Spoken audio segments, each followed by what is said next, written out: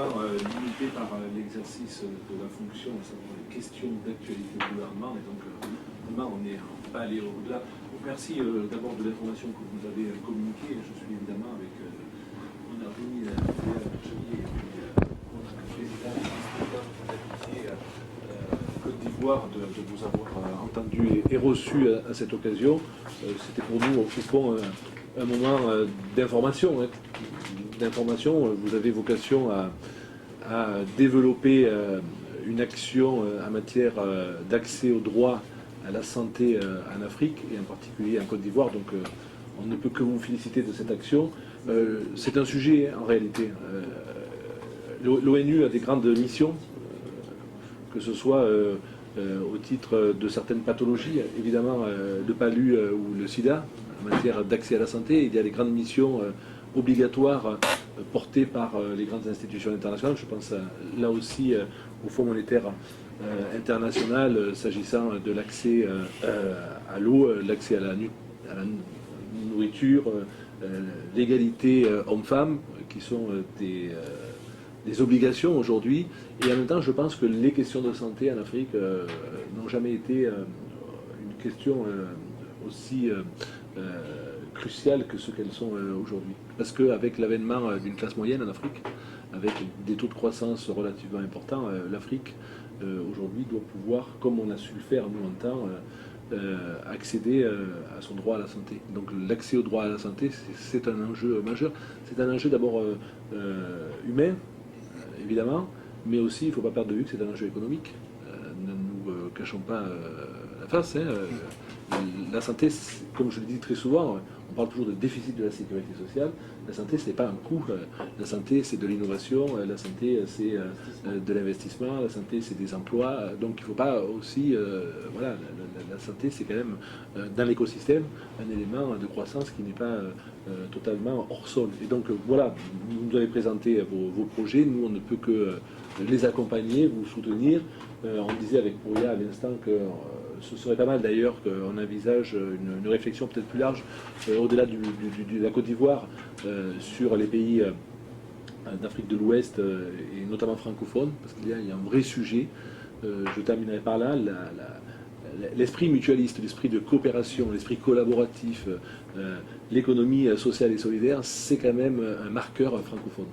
Face aujourd'hui à des marqueurs plus individualistes, plus assurantiels, qu'on peut retrouver dans le monde anglo-saxon. J'aime beaucoup le monde anglo-saxon, mais au moment même où s'ouvre la semaine de la francophonie, si nous devons défendre des valeurs, la valeur de solidarité doit être vraiment portée par des élus que nous sommes. Et donc, nous vous avons entendu et donc nous souhaitons poursuivre ces échanges. Et donc, nous aurons l'occasion avec Pouria de nous rendre en Côte d'Ivoire, à Abidjan. Nous y allons d'ailleurs très très souvent pour vous rencontrer. Et c'est vrai qu'aujourd'hui, on aurait pu être avec Pouria ensemble à Grand-Bassam pour cet événement tragique qui vient de se dérouler dans ce beau pays. Après le Radisson au Mali et puis le Burkina Faso, on voit aussi que l'espace francophone est frappé. D'ailleurs, il va y avoir une question d'actualité, là, on va courir par là. Peut-être tu dis le mot. Plus court, alors, si vous voulez bien, nous excusons, parce que on est déjà un peu en retard. Non, il y a deux enjeux géopolitiques importants qui se croisent. Le premier, c'est une question de développement. Et évidemment, de développement en Afrique, et pas uniquement, mais en tout cas, s'il y a en Côte d'Ivoire, il peut y avoir l'amorce de quelque chose d'innovant et de viable et durable, ce sera toujours utile pour d'autres pays. Parce que la réflexion, au fond, c'est dans ça que c'est dans la réflexion géostratégique, c'est qu'il n'est pas normal qu'en 2016, on ait autant de connaissances techniques, scientifiques, médicales, technologiques au service du bien commun et qu'elles ne soient pas mises au service du bien commun. Bon. Et ça, c'est la faillite, d'abord, des acteurs privés, des États les plus riches et des organisations internationales. Premièrement. Deuxième enjeu géopolitique, et je finis par là, on l'a vu hier avec ce qui s'est passé, n'allez pas croire que je veux mettre tout dans tout, mais c'est la reconstruction d'États fragiles. Alors la reconstruction du régalien d'États fragiles ne passe pas simplement par la reconstruction de l'armée et de la police. Ça passe aussi par la reconstruction de systèmes durables et solides d'éducation et de santé et de développement territorial.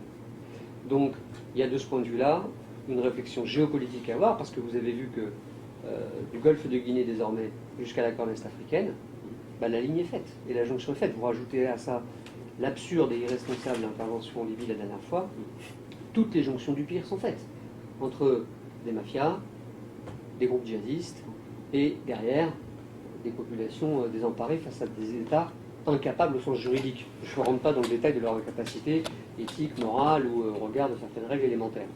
Je ne rentre pas dans ce débat-là, bien que vous imaginez qu'elle se pose cette question. Donc voilà les enjeux lourds qui se posent. Donc nous, comme l'a dit Pascal Terrasse, avec intérêt on regarde les expériences. Il y a la vôtre, il y en a d'autres, on regarde, on observe, et avec intérêt on restitue, on rencontre pour essayer de mobiliser, au moins de sensibiliser nos compatriotes.